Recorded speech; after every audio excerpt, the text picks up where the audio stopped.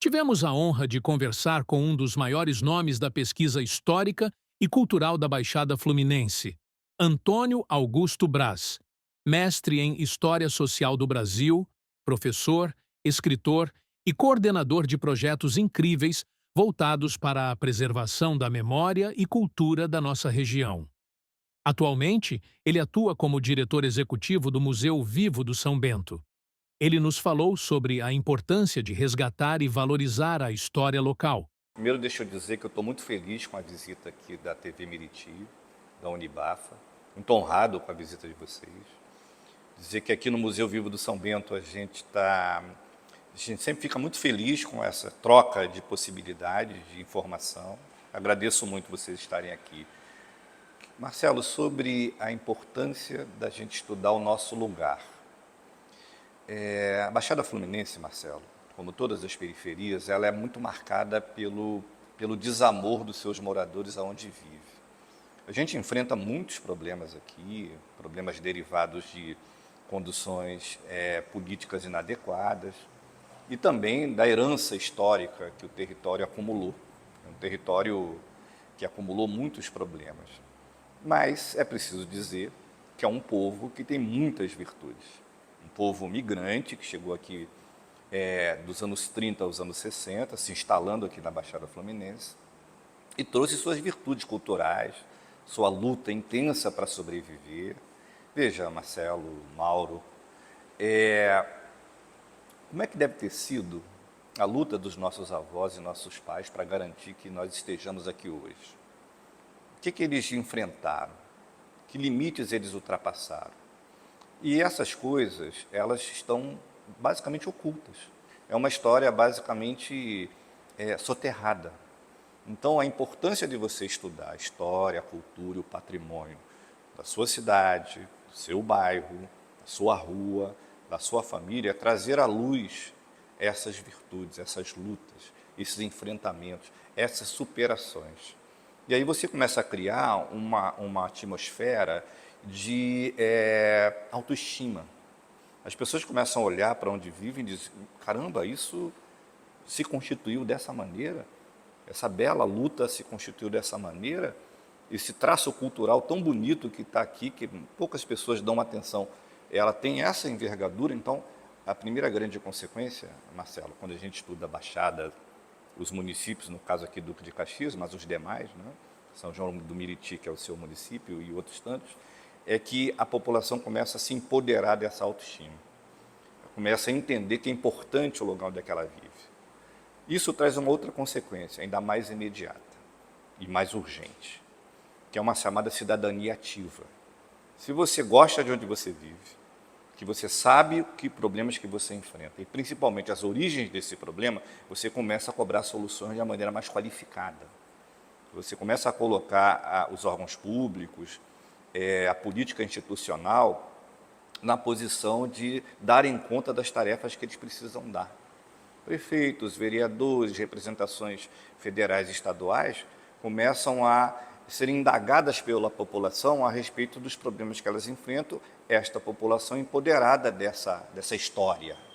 Né? Vou dar só um exemplo, Marcelo, Mauro. A Baixada Fluminense, ela é, como o nome diz, uma baixada. Né? Depois a gente pode fazer uns cortezinhos mais à frente, se a TV Miriti se interessar, sobre essa coisa da história propriamente dita. Sendo a Baixada, ela sempre foi atravessada por cursos de rio, por uma hidrografia muito intensa, rios médios e rios pequenos. Tanto é que, antes de ser chamada Baixada, ela era chamada pelos seus moradores originais, os povos tupinambás, de Iguaçu, terra de muitas águas. Onde é que estão esses rios? A gente consegue ver esses rios? Foram soterrados por uma série de intervenções que vieram a ser feitas na medida que a Baixada começou a ser habitada. E os médios rios que não foram soterrados são valões a céu aberto. Então, ao saber a origem, a história, a localização, as intervenções equivocadas, o morador da Baixada Fluminense, empoderado dessa história, ele pode cobrar das autoridades públicas soluções. Porque não é natural que a gente viva com enchentes devastadoras a vida inteira. Não é natural. Tem solução. Agora, só haverá solução se você souber a raiz do problema.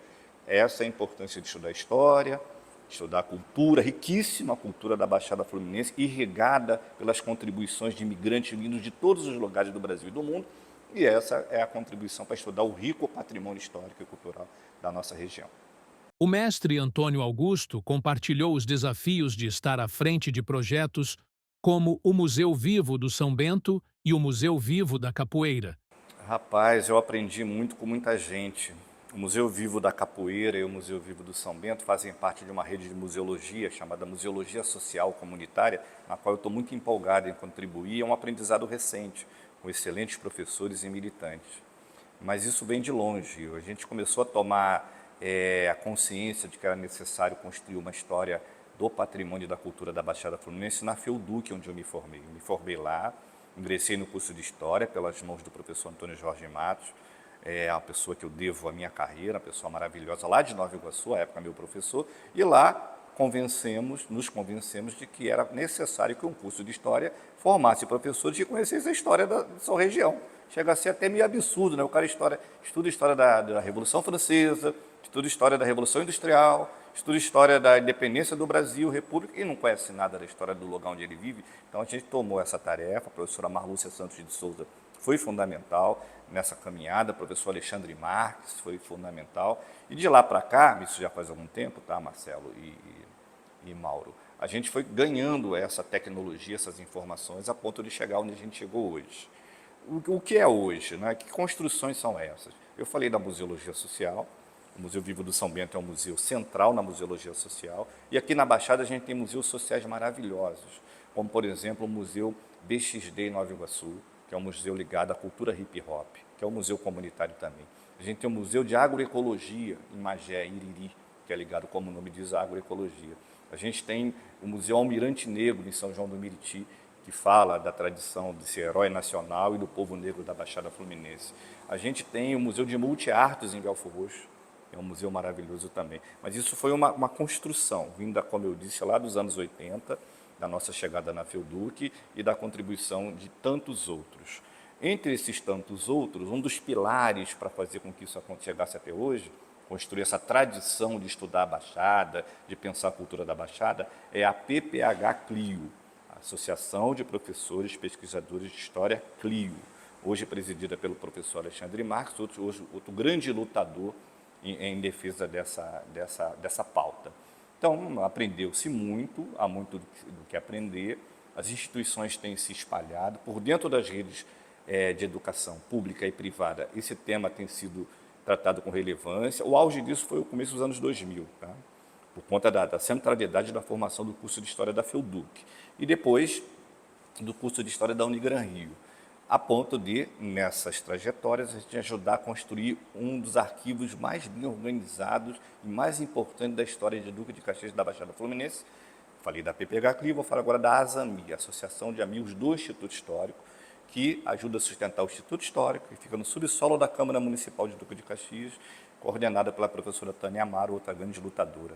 Há muita coisa, muito aprendizado, muita gente, muita forma de se provar que esse tema é relevante, é importante e que foi construído a muitas mãos ao longo dos anos. A minha posição é uma posição quase de coordenador, um modesto professor, um modesto pesquisador, mas um grande... O Alexandre me chamou um dia desse de mobilizador cultural. Gostei disso, gostei desse nome, né? Eu acho que essa é a minha contribuição e o Museu Vivo de São Bento está a serviço dessa contribuição, assim como a CLIO, assim como a ZAMI e os demais que eu citei, devo ter esquecido alguns. O professor também deixou um recado para aqueles que desejam começar a pesquisar, preservar ou se envolver na cultura local. Ele destacou que toda a periferia é marcada por uma riqueza cultural imensa e extraordinária, e falou sobre os elementos que dão identidade às nossas comunidades. Quem dá mais identidade às periferias são as chamadas culturas populares, periféricas, as culturas ligadas às tradições que vieram para a periferia do poderoso movimento de imigração. E também de cunho religioso, de festividades sociais. Não tem na nossa geração quem não lembre da beleza, por exemplo, das festas juninas, né? Hoje em dia que tem se apagado. Não tem da nossa geração, e até hoje, que não reconheça a existência de uma centralidade da religiosidade afrodescendente aqui na Baixada Fluminense, tão atacada, tão criminalizada pela violência desses fanáticos e cultuadores do ódio. Então, isso tudo é uma riqueza que tem que ser alvo da política pública, Marcelo. Então, ao longo desses anos, além da gente incentivar a pesquisa, a investigação, a revelação dessa riqueza cultural histórica, a gente cobra as gerações de professores que foram formados e que eles formaram seus alunos em todos os 7 cantos da Baixada Fluminense, a gente cobra que isso se transforme em política pública. Isso tem avançado, tá? Avançou. Em particular, quando governos progressistas, como de Lula, Dilma e agora Lula de novo, lá do ponto de vista federal, criam algumas condições para que isso aconteça. Eles não são os responsáveis pelo empoderamento da cidadania, mas governos que dialogam com a cidadania nos favorecem. Vou te falar, a gente, no auge da pandemia, Marcelo, você viu isso, o Movimento Cultural Brasileiro criou uma condição de salvaguarda da cultura brasileira através da Lei Aldir Blanc. Logo depois, uma outra experiência com a Lei Paulo Gustavo. E agora, em curso, PNAB, Política Nacional Aldir Blanc. Isso leva até a cultura popular, que nunca acessou esse empoderamento, porque a cultura, enquanto empreendimento, entretenimento, dos grandes espetáculos, acaba concentrando nesse recurso, isso leva para a cultura popular recursos necessários, não apenas que ela sobreviva, mas que ela possa prosperar. Marcelo, 4% do PIB nacional são resultado das atividades culturais. Na Espanha, 23%. Por que a gente não avança sobre isso? Então, o que a gente faz enquanto militante cultural aqui? Marcelo, Mauro e os companheiros que aqui estão. A gente tenta incentivar a juventude periférica, que já está fazendo isso, tá? Isso não é resultado nosso, não. A gente apoia esse empoderamento da juventude periférica para que eles continuem a trabalhar com cultura ligada aos setores populares. Não tenho nada contra os empreendimentos ou grandes espetáculos, eles têm que existir, mas eles têm seus fomentos. A Lei Rouanet, por exemplo, tão mal entendida, né? E tão atacada por pessoas que querem destruir a cultura nacional, que serve a esses empreendimentos maiores e outras tantas, mas a cultura popular tem que ter esses recursos públicos para que ela possa se desenvolver. Jovens, nem tão jovens assim, no Brasil inteiro, empenham-se nessa direção, de fazer a cultura, de promover política pública de salvaguarda da cultura. A nossa tarefa, que somos mais maduros e mais experientes, é, aqui e ali, orientar dentro dos espaços onde isso é debatido. Eu reputo, Marcelo e Mauro, uma das grandes fóruns necessários de fortalecimento são os conselhos municipais e estaduais de políticas culturais. Quando eles funcionam, e aqui em Duque de Caxias, graças a Deus, funciona, a democratização do acesso de recursos, do empoderamento da cidadania cultural funciona. Muitos jovens têm se empenhado, é preciso mais, mas muitos jovens têm se empenhado nessa direção.